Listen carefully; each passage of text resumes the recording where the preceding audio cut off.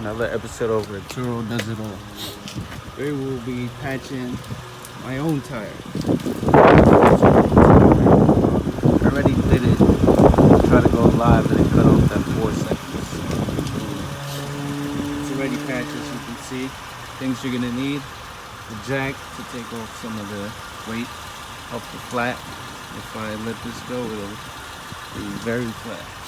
Compressor, put air in it. Get the compressor that plugs into your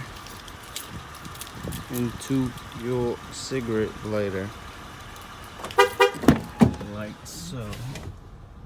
Don't get the one that plugs into your home outlet, because then you have to pull an extension cord. These are the things you're gonna need: screwdriver. Take out the screw, depending on what kind of head. This is a star key, so it's probably from a mechanic or a carpenter. I'd say it was from a mechanic. Fucking mechanics. Tire plug kit. Need some plugs somewhere in there. Can't get to them. But I'm referring to this rubber piece that's in there, which goes in through this little hole. You pull it to about equal distance to the left and to the right. After you pull out the screw with your screwdriver, make sure you throw this in the garbage somewhere not in your own driveway. You use this to puncture where the screw used to be to make some room for your plug. You should install the plug inside this thing, evenly spaced out.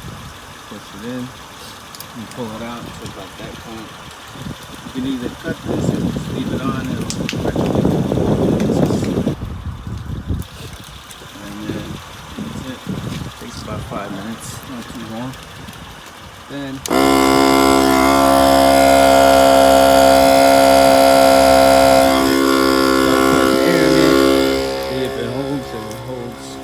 should be golden.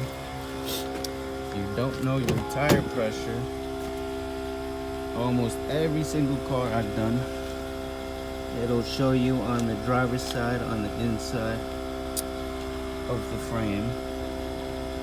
There's your front tire, your rear tire should be at 32 psi.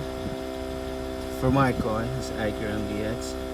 And if you're gonna put the spare on, make sure it is at 60 psi. That's what they recommend. But since I'm not putting the spare, I'm just patching my own tire, we're gonna have to put it at 32.